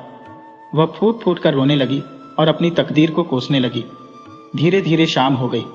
लड़की हाथों से अपना मुंह छिपाए रोती रही। आंसुओं से जमीन गीली हो गई। उस बड़े से गोदाम में वह अकेली बैठी रो रही थी। वहां उसे मनाने वाला कोई नहीं था। अचानक थोड़ी देर बाद गोदाम का दरवाजा कुछ चरमराया। लड़की ने आवाज सुनकर सिर उठाया तो देखा कि एक दुबला पतला नाटा और बहुत भद्दा सा बूढ़ा लंगड़ाता हुआ उसकी ओर आ रहा है। लड़की ने समझा कि राजा का कोई बूढ़ा नौकर है और उसे रोते हुए देखकर उसे मनाने के लिए यहां आ गया है। बूढ़ी ने पास आकर कहा, बेटी, तुम क्यों रो रही हो? इस तरह रो रो कर तो तुम अपनी आंखें ही फोड़ लोगी। मुझे बताओ, क्या बात है? मैं तुम्हारी मदद करूंगा। लड़की सिसकते हुए बोली, बाबा, क्या बताऊं, मेरी तो तकदीर ही फूट गई। राजा ने कहा है कि मैं इस सारी रुई को काट कर इसका सोना बना दूं। अगर कल सुबह तक मैंने यह काम खत्म नहीं किया तो वह मेरा सिर कटवा देगा। मेरी समझ में नहीं आ रहा है कि मैं कैसे यह काम करूं। बूढ़े ने मुस्कुराते हुए कहा, तो तुम घबराती क्यों हो? मैंने कहा ना कि मैं तुम्हारी मदद करूंगा। अब बताओ, मैं अगर तुम्हारा काम कर दूं तो तुम मुझे क्या दोगी? लड़की बोली, अगर तुम मेरे लिए यह काम कर दो तो मैं तुम्हें अपना यह सोने का हार दे दूंगी। वह नाटा बूढ़ा राजी हो गया और चरखे के पास बैठकर रुई काटने लगा। भन्न भन्न की आवाज होने लगी और उसकी उंगलियों में से चमचमाते हुए सोने के धागे निकलने लगे। देखते ही देखते वहां सोने के धागों का ढेर लग गया। सवेरा होने से पहले ही बूढ़ा सारी रुई काट चुका था। फिर वह अपना इनाम लेकर वहां से चुपचाप चला गया। जब सवेरा हुआ तो राजा वहां आ पहुंचा। गोदाम में पैर रखते ही राजा की आंखें आश्चर्य से फटी रह गईं। उसने देखा कि लड़की ने सारी रुई काट डाली है और वहां सोने के धागों का ढेर लगा है। राजा को अपनी आंखों पर विश्वास नहीं हो रहा था। उसने देखा तो सचमुच सोने के धागे थे। राजा बड़ा खुश हुआ, लेकिन साथ ही उसके मन में लालच हो आया। वह लड़की को रुई के दूसरे गोदाम में ले गया और वहां उसे बंद करते हुए बोला, तुम यहां बैठो, तुम्हारे खाने पीने के लिए मैं बहुत अच्छी अच्छी चीजें भिजवाता हूं। मैं तुम्हारे काम से बहुत खुश हूं, लेकिन आज तुम्हें इस गोदाम की रुई काटनी पड़ेगी। कल फिर मैं सुबह आऊंगा और देखूंगा, अगर काम पूरा नहीं होगा तो तुम्हें फांसी दे दी जाएगी। ये कहकर राजा वहां से चला गया। राजा के जाने के बाद लड़की ने बाहर झांक कर देखा तो वहां सिपाही लोग तलवारें लिए पहरा दे रहे थे। वह वहां से भाग भी नहीं सकती थी। वह निराश होकर फिर से अंदर आकर बैठ गई। इतने में दासियां उसके लिए खाने की बहुत सी बढ़िया बढ़िया चीजें लाकर उसके सामने रख गईं, लेकिन लड़की ने उसमें से किसी चीज को छुआ तक नहीं। वह फिर से उदास हो गई थी। रोते रोते वह सोचने लगी, हे भगवान, ये कैसी मुसीबत मेरे गले आ पड़ी है। इतनी सारी रुई को कौन काटेगा और भला कौन इससे सोना बनाएगा। वह दिन भर इसी तरह सोचती रही और उदास बैठी रही। शाम होने पर जब वह रोने लगी तो उसी तरह दरवाजा चरमराया और वही बूढ़ा आदमी अपने टेढ़े मेढ़े पैरों से चलता हुआ उसके सामने आ खड़ा हुआ। उसने आते ही कहा, अरे अरे, तुम फिर रोने लगी, रोती क्यों हो? बताओ, मैं तुम्हारा काम कर दूं तो आज मुझे क्या दोगी? लड़की ने अपने आंसू पोंछते हुए कहा, मैं तुम्हें अपनी यह हीरे की अंगूठी दे दूंगी। वह नाटा बूढ़ा राजी हो गया और बैठकर बड़ी तेजी से चरखा काटने लगा। देखते देखते उसने सारी रुई काट डाली और सोने के धागों का ढेर लगा दिया। सवेरा होने से पहले ही बूढ़ा अपना काम खत्म करके और इनाम लेकर वहां से चलता बना। सवेरा होने पर राजा वहां पहुंचा। रुई की जगह सोने के धागों का ढेर देखकर उसकी खुशी की सीमा न रही। अब उसे और भी लालच हो आया। वह उस लड़की को उससे भी बड़े गोदाम में ले गया और बोला, देखो, मैं तुमसे बहुत खुश हूं, लेकिन आज तुम्हें इतनी रुई और काटनी पड़ेगी और इसका सोना बनाना पड़ेगा। अगर कल सुबह तक यह काम कर दोगी तो मैं तुमसे शादी कर लूंगा और तुम्हें अपनी रानी बना लूंगा। राजा के जाने पर लड़की फिर उदास हो गई। वह रोना शुरू करने ही वाली थी कि इतने में फिर से दरवाजा चरमराया और वह नाटा बूढ़ा आदमी अपनी भद्दी चाल से फुदकता हुआ उसके सामने आ खड़ा हुआ। बूढ़ा बोला, तुम चिंता क्यों करती हो? मैं शाम को आकर तुम्हारा यह काम कर दूंगा, लेकिन बताओ, तुम आज इस काम के बदले में मुझे क्या इनाम दोगी? अब लड़की कुछ चक्कर में पड़ गई। उसकी समझ में नहीं आया कि क्या जवाब दे। अब तो उसके पास इनाम देने के लिए कुछ भी नहीं बचा था। लेकिन इतने में बूढ़े ने एक चाल सोच ली और कहा, चलो, तुम्हारे पास देने के लिए अभी कुछ न हो तो कोई बात नहीं, लेकिन तुम्हें एक प्रतिज्ञा करनी पड़ेगी। जब तुम रानी बन जाओगी और जब तुम्हारे कोई बच्चा होगा तो तुम अपना पहला बच्चा इनाम में मुझे दे दोगी। लड़की को यह शर्त कुछ अजीब सी लगी, लेकिन फिर उसने सोचा कि प्रतिज्ञा करने के अलावा और कोई चारा नहीं। वह राजी हो गई। शाम को आकर बूढ़ा फिर से रुई काटने के लिए बैठ गया। आज वह बहुत खुश था और बड़ी तेजी से चरखा चला रहा था। थोड़ी देर में उसने सारी रुई काट डाली और सोने के धागों का ढेर लगा दिया। आज ढेर इतना ऊंचा था कि छत को छू रहा था। काम खत्म करके बूढ़ा बोला, अच्छा, अब मैं जाता हूं, लेकिन याद रखना, अपनी प्रतिज्ञा मत भूलना। यह कहकर वह वहां से चला गया। सवेरा होते ही राजा वहां पहुंचा। सोने के ढेर को देखकर उसका मन नाचने लगा। उसने लड़की को शाबाशी दी और उसे महल में ले गया। दूसरे ही दिन राजा ने धूमधाम के साथ उस लड़की को अपनी रानी बना लिया। चक्की वाले की लड़की अब रानी बन गई और बड़ी शान के साथ महल में रहने लगी। वह अपने सारे दुख भूल गई। कुछ ही दिनों में उसे यह भी याद नहीं रहा कि उसने उस नाटे बूढ़े से कोई वादा किया था। धीरे धीरे दिन बीतने लगे। कुछ दिनों बाद रानी के एक बच्चा हुआ। बड़ा सुंदर नन्हा मुन्ना गोल मटोल सा बच्चा। रानी की खुशी की सीमा न थी। वह दिन भर बच्चे को खिलाती और लोरियां गाकर सुलाती थी। एक दिन वह आराम से बैठकर सोच रही थी कि उसके जैसी भाग्यवान लड़की दुनिया में और कौन होगी। उसे किसी बात की कमी नहीं थी। वह इतने बड़े राज्य की रानी थी। हीरे जवाहरात, हाथी घोड़े, नौकर चाकर, सभी कुछ तो था उसके पास। वह इसी तरह सोच रही थी कि अचानक दरवाजा चरमराया और वही नाटा बूढ़ा शरारत से मुस्कुराता हुआ रानी के सामने आ खड़ा हुआ। तुम क्यों आए हो? क्या चाहिए तुम्हें? रानी ने घबराकर पूछा और बच्चे को कसकर अपनी छाती से चिपटा लिया। रानी डर के मारे थर थर कांप रही थी। बूढ़े ने मुस्कुराते हुए कहा, मुझे तुम्हारा यह बच्चा चाहिए। जल्दी से इसे मुझे सौंप दो। क्या तुम अपना वादा भूल गई? ये सुनकर रानी फूट फूट कर रोने लगी। उसने रोते सिसकते कहा, बाबा, मुझ पर दया करो।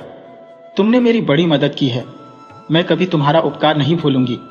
इस बार तो मुझे माफ कर दो। मेरा बच्चा मुझसे मत छीनो। इसका बदले तुम जो चाहे मांग लो, लेकिन इसे मेरे पास रहने दो। उसको इस तरह रोते हैं देखकर बूढ़ा थोड़ी देर के लिए सोच में पड़ गया। फिर वह बोला, अच्छा, मैं तुम्हें 3 दिन का समय देता हूं। तुम सोचकर बताओ कि मेरा नाम क्या है। अगर तुम ठीक ठीक मेरा नाम बता दोगी तो मैं तुम्हें माफ कर दूंगा और तुमसे बच्चा नहीं लूंगा। यह कहकर वह बूढ़ा जिस तरह आया था उसी तरह चुपचाप वहां से चला गया। रानी को रात भर नींद नहीं आई। वह कोई ऐसा तरीका खोजना चाहती थी जिससे बच्चा उसी के पास रहे। वह नाटा बूढ़ा इसके लिए बड़ी टेढ़ी शर्त रख गया था। भला रानी कैसे बता सकती थी कि उसका नाम क्या है? वह रात भर तरह तरह के नाम सोचती रही। उसने वे सारे ही नाम याद कर डाले जो अब तक उसने सुने थे। सुबह जब बूढ़ा आया तो वह एक एक करके नाम गिनाने लगी, लेकिन हर नाम पर बूढ़ा इनकार कर देता था। वह मुस्कुराकर कहता था, नहीं, यह मेरा नाम नहीं है। दूसरे दिन रानी ने अपने कई नौकरों को शहर में इधर उधर दौड़ाया और उनसे तरह तरह के अजीब से नाम ढूंढकर लाने के लिए कहा। दूसरे दिन जब वह बूढ़ा आया तो रानी उसे फिर नाम गिनाने लगी। आज उसने बहुत टेढ़े मेढ़े और अजीब से नाम सुनाए, जैसे कुबड़ा, एचकताना, डेढ़ठंगा वगैरह वगैरह। रानी ने सोचा कि इस तरह बूढ़ा चिढ़ जाएगा और अपना असली नाम बता देगा, लेकिन वह शरारत से मुस्कुराते हुए बोला, नहीं नहीं, इनमें से एक भी मेरा नाम नहीं है। मैं जाता हूं। कल जरूर मेरा नाम ठीक ठीक बता देना, वरना मैं तुम्हारा बच्चा ले जाऊंगा। रानी की समझ में नहीं आ रहा था कि क्या करे। दुनिया भर के अच्छे और बुरे नाम वह उसको सुना चुकी थी। बूढ़े का असली नाम क्या हो सकता है, इस संबंध में उसका दिमाग ही काम नहीं कर रहा था। उसने बहुत सोचा और अंत में हार मान ली। उसने तय किया कि अब वह अपने वादे के अनुसार बूढ़े को अपना बच्चा सौंप देगी। इसके अलावा और कोई चारा नहीं था। वह इस तरह उदास बैठो हुई थी कि अचानक उसका एक नौकर दौड़ता हुआ उसके पास आया। वह भी उसके लिए नए से नए नाम खोजने के लिए गया था। उसने आकर कहा, रानी जी, नाम तो मुझे कोई नहीं मिला, लेकिन मैं आपको एक बात बताने आया हूं। मैं नए नामों की खोज में दूर गांवों में गया था। लौटते वक्त पहाड़ के पास ही घने जंगल में मैं रास्ता भूल गया। जंगल में भटकते भटकते मैं ऐसी घनी झाड़ियों में पहुंचा जिनमें से कोई जंगली जानवर भी नहीं निकल सकता था। वहां मैंने एक अजीब से नाटे बूढ़े को अपने लंगड़े पैरों पे नाचते हुए देखा। उसने एक झाड़ी के पास अपने लिए एक छोटी सी कुटिया बना रखी थी। उस कुटिया के सामने उसका चूल्हा जल रहा था और वहां वह नाच रहा था। उसने अपने सिर पर ताजी सिकी हुई कुछ बड़ी छोटी रोटियां एक तसले में ले रखी थी। जब वह नाचता था तो रोटियां तसले से नीचे गिरने को हो आती थी, लेकिन एक भी रोटी गिरी नहीं। वह मग्न होकर नाच रहा था और खुशी से गाना गा रहा था।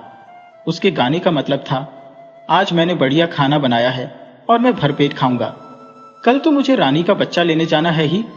बच्चा मुझे मिल ही जाएगा, क्योंकि रानी को पता ही नहीं है और न कभी पता चलेगा कि मेरा नाम है रम्पलस्टिल्टस्किन। यह सुनकर रानी खुशी से नाच उठी। उसे अब विश्वास हो गया था कि जंगल में नाचने वाला बूढ़ा वही था और यही उसका असली नाम है। उसने 2-3 बार रटकर यह नाम अच्छी तरह याद कर लिया और फिर नौकर को इनाम देकर वहां से विदा कर दिया। दूसरे दिन सवेरे वह नाटा बूढ़ा उसी तरह फुदकता हुआ उसके कमरे में आ पहुंचा। आज वह बहुत खुश था। वह बच्चे को अपने घर ले जाने के लिए एक खूबसूरत सा कंबल भी अपने साथ लाया था। कमरे में आते ही उसने उस छोटे से कंबल को रानी के सामने बिछा दिया और फिर रानी से कहा, हाँ, तो बताओ, मेरा असली नाम क्या है? आज तीसरा दिन है। अगर तुम ठीक ठीक मेरा नाम न बता सको तो चुपचाप बच्चे को मेरे कंबल पर लिटा दो। मैं इसी में लपेटकर उसे ले जाऊंगा ताकि उसे ठंड न लगे। रानी को उसका असली नाम तो मालूम हो ही गया था, लेकिन वह इस तरह देखने लगी जैसे उसे अभी नाम मालूम नहीं हुआ था। उसने कहा, तुम्हारा नाम विलियम है? नहीं, मेरा नाम यह नहीं है। बूढ़े ने खिलखिलाते हुए कहा। तो फिर जॉर्ज होगा? नहीं, यह भी मेरा नाम नहीं है। और वह कमरे में खुशी से उछलने लगा। रानी ने फिर कहा, अगर जॉर्ज नहीं है तो जॉन होगा। नहीं, यह भी मेरा नहीं है। बूढ़ी ने खूब जोर से कहा, और फिर कंबल की ओर इशारा करता हुआ बोला, लाओ, अब बेकार का बहाना न बनाओ और बच्चे को कंबल पर लिटा दो। अब मौका देखकर रानी बोली, तो फिर तुम्हारा नाम रम्पलस्टिल्टस्किन है? ये सुनते ही बूढ़ा चौंक पड़ा। उसे उम्मीद भी नहीं थी कि रानी को उसका असली नाम भी कभी मालूम हो सकेगा। उसे बहुत बुरा लगा, लेकिन अब वह कर ही क्या सकता था। वह मारे गुस्से के जमीन पर जोर जोर से पैर पटकने लगा और बोला, तुमने जादू किया है? तुम्हें किसी भूत या जादूगर ने मेरा नाम बताया है? मैं उन लोगों को ठीक कर दूंगा। बूढ़ा बहुत जोर जोर से चीख रहा था और जमीन पर पैर पटकता जा रहा था। इसी बीच उसने एक बार इतने जोर से पैर पटका कि उसका पैर जमीन में धंस गया। बड़ी मुश्किल से जोर लगाकर बूढ़े ने अपना पैर जमीन में से बाहर निकला। उसे बहुत चोट आई थी। वह जोर जोर से बड़बड़ाता और एक पैर से लंगड़ाता उस कमरे से बाहर भाग गया। जाते जाते वह अपना कंबल भी उठा ले गया। इसके बाद वह बूढ़ा फिर कभी नहीं आया और रानी आराम से रहने लगी।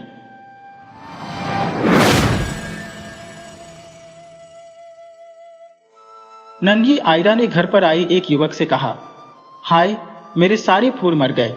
कल रात को वे इतने सुंदर दिख रहे थे, अब उनके सारे पत्ते मुरझा गए हैं। ऐसा क्यों होता है? वह युवक सोफे पर बैठा था। आयरा उसे बहुत पसंद करती थी क्योंकि वह बहुत अच्छी कहानियां जानता था। वह कैंची से काटकर कागज की सुंदर तस्वीरें बनाता था।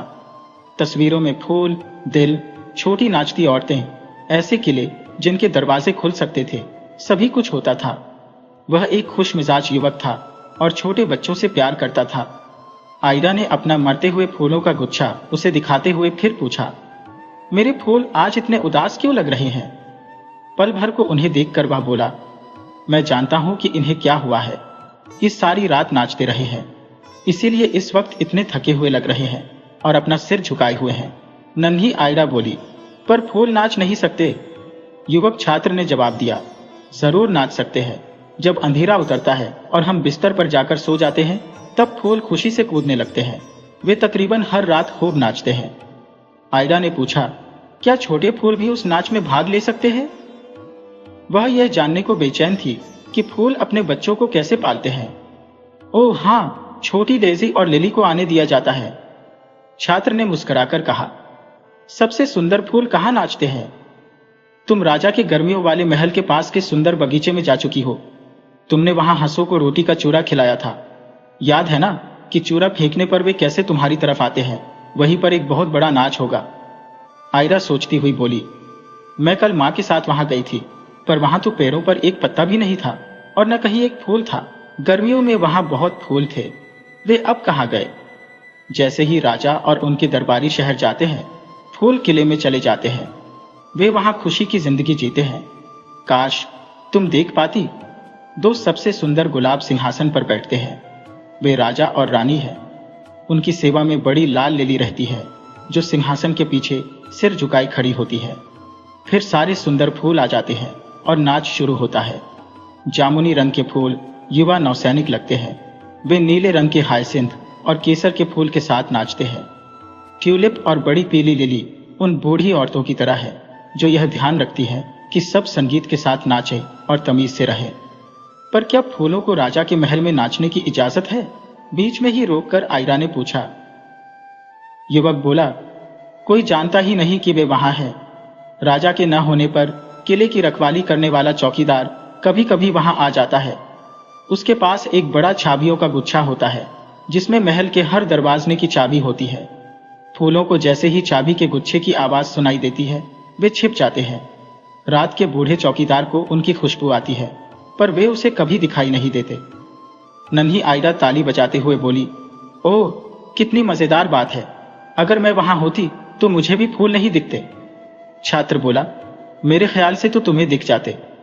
अगली बार जब तुम बगीचे में जाओगी तो महल की खिड़की से अंदर झांकना, तुम्हें शायद वे दिख जाएंगे। आज जब मैं वहां गया था तो एक लंबी पीली डैफोडिल को सोफे पर लेटा हुआ देखा था। अच्छा, क्या वनस्पति के बगीचे के फूलों को नाच में जाने दिया जाता है? वे जाते कैसे हैं? वहां से महल तक का रास्ता तो बहुत लंबा है। ओह, वे जरूर जा सकते हैं, छात्र बोला। जब फूल चाहे तो उड़ भी सकते हैं। तुमने तितलियां देखी है ना? क्या वे पीले, लाल और सफेद फूलों जैसी नहीं दिखती? वे भी वैसी ही थी। वे फूल ही हैं जो अपनी टहनी से कूदकर पत्तियों के साथ उड़ना सीख गए हैं। जब उन्हें एक बार उड़ने का स्वाद मिल जाता है तो वे डाल पर वापस लौटना नहीं चाहते। उनकी छोटी पत्तियां उनके पंख बन जाते हैं। क्या ऐसा कोई तरीका नहीं है जिससे यह पता चल सके कि वनस्पति के बगीचे से फूल महल में जाते हैं या नहीं? हाँ, अगली बार जब तुम वहां जाओगी तब एक फूल को फुसफुसाकर बता देना कि रात को महल में बहुत बड़ा नाच है। फिर देखना क्या होता है। फूल कोई बात छिपाकर नहीं रख पाते हैं। एक से कहोगी तो वह दूसरों को बता देगा। जब रात आएगी तब सभी फूल उड़कर महल तक आ जाएंगे। जो प्रोफेसर बगीचे को संभालता है वह अचरज में पड़ जाएगा, क्योंकि सुबह जब वह सैर के लिए निकलेगा तो पूरे बगीचे में एक भी फूल नहीं होगा। मैं अच्छी तरह जानता हूं कि फिर वह इस पर एक लेख लिखेगा। जिस फूल को मैं बताऊंगी वह दूसरे फूलों को कैसे बताएगा? मैंने कभी किसी फूल को बात करते नहीं देखा, आयरा ने कहा। वे बिना बोले नाटक करते हैं। तुमने देखा होगा कि जब हवा चलती है तो सारे फूल सिर हिलाते हैं, साथ में उनके पत्ते भी हिलते हैं। वे इसी तरह बात करते हैं। हम जीभ से बात करते हैं और वे हिलडुल कर। आयरा ने पूछा, क्या प्रोफेसर उनकी बात समझ लेते हैं? जरूर समझ जाते हैं। एक दिन सुबह जब वे बगीचे में गए तो उन्होंने देखा कि एक बड़ा पीले पत्तों वाला बिच्छू बूटी का पौधा लाल रंग की कार्नेशन की तरफ अपने पत्ते हिलाकर कह रहा था, तुम इतनी सुंदर हो कि मैं तुम्हें प्यार करता हूं।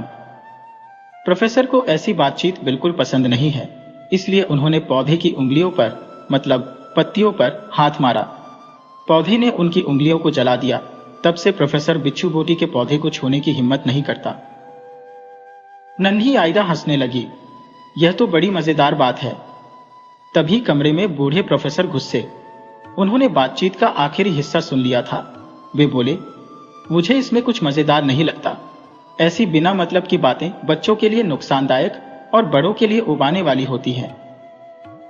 बूढ़े प्रोफेसर को वह छात्र पसंद नहीं था, क्योंकि वह कागज की तस्वीरें काटता रहता था।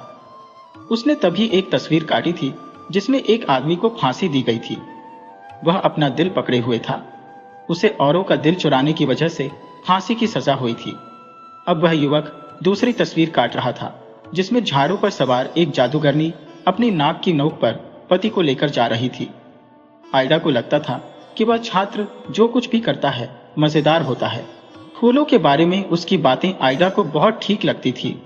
उसे लगा सचमुच उसके फूल नाचते नाचते थक गए हैं। वह अपनी खिलौनों से भरी दराज तक गई, जिसमें एक पलंग पर एक गुड़िया सो रही थी। गुड़िया का नाम सोफी था। छोटी आयरा ने उसे उठाया और समझाया, आज रात को तुम एक अच्छी गुड़िया की तरह दराज में सो जाओ। मेरे फूल बीमार हैं, मैं उन्हें तुम्हारे पलंग पर सुला दूंगी, जिससे वे ठीक हो जाएंगे। गुड़िया ने कोई जवाब नहीं दिया, क्योंकि उसे अपने पलंग पर किसी और के सोने की बात से गुस्सा आ रहा था। आयरा ने फूलों को पलंग पर रखा और उनके चारों तरफ पर्दा खींच दिया। उसने उनसे यह भी वायदा किया कि अगर वे ठीक से चुपचाप लेटेंगे तो वह उनके लिए एक प्याला चाय बना देगी। उन्हें तसल्ली दिलाते हुए वह बोली, कल सुबह तक तुम ठीक हो जाओगे। फिर पलंग के चारों तरफ पर्दा ठीक किया, जिससे उनकी आंखों में सूरज की रोशनी न चुभे। पूरी शाम वह उस युवक की बताई बातों के बारे में सोचती रही। जब सोने का वक्त हुआ तो वह भागकर खिड़की तक गई। उसने पर्दे हटाए, फिर खिड़की में रखे मां के फूलों के गमलों को देखने लगी। उसने धीरे से फुसफुसाकर हाइसिंथ और ट्यूलिप से कहा, मैं जानती हूं कि तुम आज रात को कहां जाने वाले हो। फूल ऐसे दिखा रहे थे कि जैसे उन्होंने कुछ सुना ही नहीं था। न उन्होंने एक पंखुड़ी हिलाई, न कोई पत्ती। पर नन्ही आयरा ने जो सुना था उसे उस पर विश्वास था। जब वह बिस्तर पर लेटी तब भी जागती हुई यही सोचती रही कि जब सारे फूल महल में इकट्ठे होकर नाचेंगे तो कितने सुंदर लगेंगे। क्या पता मेरे फूल वहां जाएंगे भी या नहीं। फिर वह सो गई। रात में उसकी आंख खुल गई। वह फूलों और उस युवक को सपने में देख रही थी, जिसके बारे में प्रोफेसर ने कहा था कि वह उसका दिमाग बकवास से भर रहा है। सोने वाले कमरे में बड़ी शांति थी। उसके माता पिता के पलंग के पास वाली मेज पर छोटी बत्ती जल रही थी। उसने धीरे से कहा, हे भगवान, मैं जानना चाहती हूं कि मेरे फूल अब भी सोफी के पलंग पर लेटे हैं या नहीं। वह उठकर बैठ गई। फिर दरवाजे की तरफ देखा। वह खुला था। उसके फूल और खिलौने दूसरे कमरे में थे। वह सुनने की कोशिश करने लगी। कोई धीरे धीरे पियानो बजा रहा था। इतनी प्यारी धुन उसने पहले कभी नहीं सुनी थी। वह सोचने लगी, अब सब फूल नाच रहे होंगे मैं देखना चाहती हूँ। पर उसमें उठने की हिम्मत नहीं थी, क्योंकि उसे यह डर था कि कहीं उसकी मां जाग न जाए। उसे लगा, काश फूल वहीं आ जाते, पर वे नहीं आए। हाँ, संगीत चलता रहा। आखिर वह पलंग से उठी, धीमे से दरवाजे से बाहर निकली और बैठने वाले कमरे की तरफ देखा।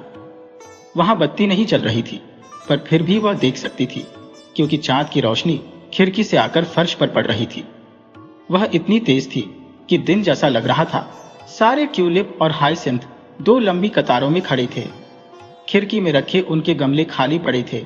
वे एक दूसरे की पत्तियां पकड़कर बड़ी अच्छी तरह नाच रहे थे और एक दूसरे को ऐसे घुमा रहे थे जैसे बच्चे नाच रहे हों। एक बड़ी पीली लिली पियानो बजा रही थी। नन्ही आयरा को याद आया कि उसने उसे गर्मियों में बगीचे में देखा था। तब उस छात्र ने कहा था, देखो, यह पतली दुबली लिली मिस लाइन जैसी दिखती है। सब उसकी बातों पर हंस पड़े थे, पर अब नन्ही आयरा को लग रहा था कि वह पतली पीली लिली सचमुच लकीर जैसी लग रही है।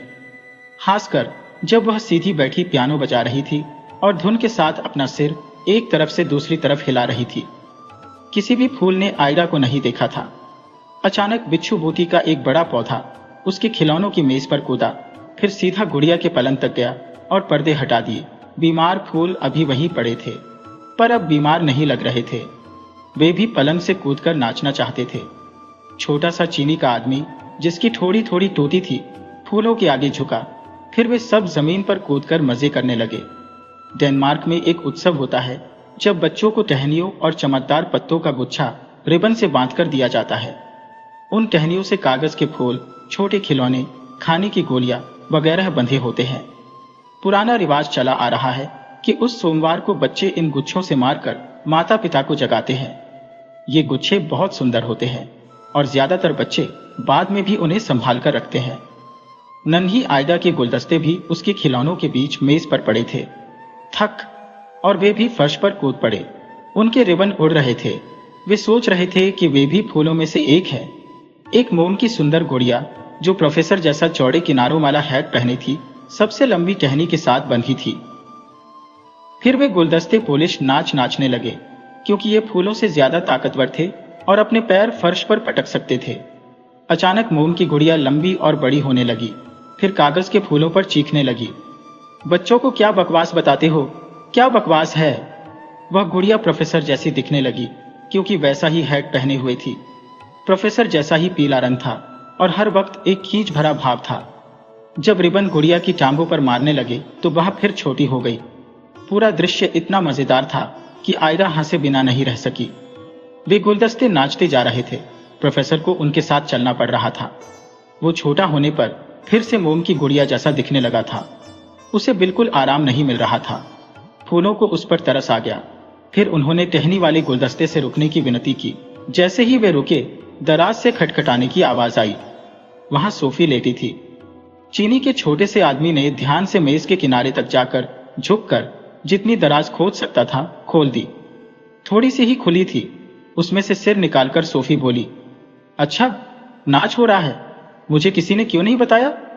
चीनी के बने आदमी ने पूछा, क्या मेरे साथ नाचोगी। सोफी ने दराज के किनारे पर बैठकर कहा, हाँ, तुम तो टूटे हुए हो, और उस बेचारे की तरफ पीठ कर ली। उसने सोचा था फूलों में से कोई उससे नाचने को कहेगा, पर कोई नहीं आया। चीनी का आदमी अकेला ही नाचता रहा। वह बुरा नहीं नाचता था। जब किसी फूल ने उसकी तरफ ध्यान नहीं दिया, तब सोफी अपने आप ही फर्श पर कूद पड़ी। वह गिर गई। सारे फूल दौड़े हुए आए और पूछने लगे, चोट तो नहीं लगी। जो फूल रात को उसके पलंग पर सोए थे, वे उसका खास ध्यान रख रहे थे, पर सोफी के चोट नहीं लगी थी। नन्ही आयदा के फूलों ने पलंग पर सोने देने के लिए उसका धन्यवाद किया और कहा कि वे उसे प्यार करते हैं। फिर वे उसे फर्श पर बीचों बीच ले गए, जहां चांदनी थी, और उसके साथ नाचने लगे। बाकी के फूलों ने उसके चारों तरफ घेरा बना लिया। सोफी खुश हुई और फूलों से बोली कि वे उसका पलंग ले सकते हैं, हालांकि उसे खुद दराज में सोना अच्छा नहीं लगता था। फूलों ने जवाब दिया, धन्यवाद, तुम्हारी बड़ी कृपा है, पर हमारा जीवन छोटा होता है, कल हम मर जाएंगे। नन्ही आयदा से कहना कि जहां उसने चिड़िया को दफनाया था, वहीं हमें भी दबा दे। हम अगले साल फिर से पैदा होकर आएंगे, और अब से भी ज्यादा सुंदर लगेंगे। गुड़िया चिल्लाई, तुम्हें मरना नहीं चाहिए, और उसने उन्हें चूम लिया।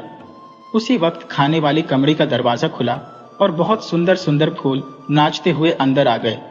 नन्ही आयदा कल्पना भी नहीं कर सकती थी कि वे कहां से आए थे।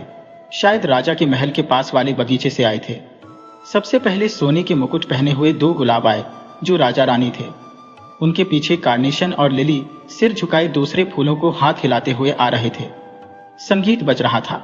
बड़े बड़े पॉपी और पियोनी के फूल स्वीट पी की कलियों को जोर जोर से फूंक मार रहे थे। उसके मुंह लाल हो गए थे। ब्लूबेल हिल रहे थे। ये एक अजीब तरह का ऑर्केस्ट्रा था। आखिर में बाकी फूल वायलेट, डेजी, लिली भी नाचते हुए आ गए।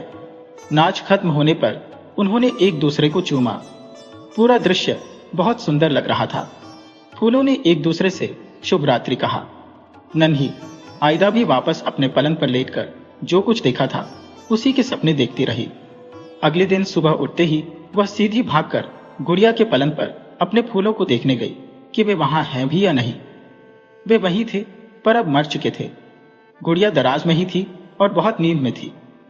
आयदा ने उससे पूछा, याद है तुम्हें मुझे कुछ बताना है? सोफी ने एक शब्द भी नहीं कहा। आयदा ने उसे डांटते हुए कहा, तुम अच्छी गुड़िया नहीं हो। याद है रात को सारे फूल तुम्हारे साथ कैसे नाचे थे?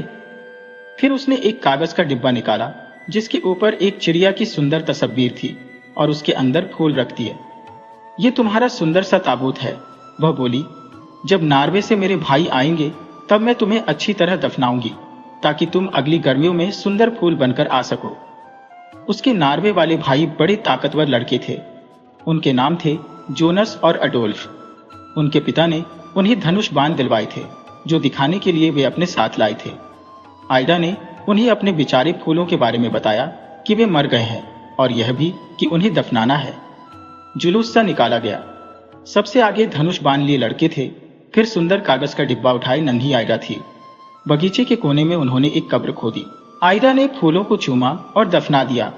जोनस और अडोल्फ ने कब्र पर एक तीर गाड़ दिया क्योंकि उनके पास बंदूक या तोप नहीं थी जो छोड़ते।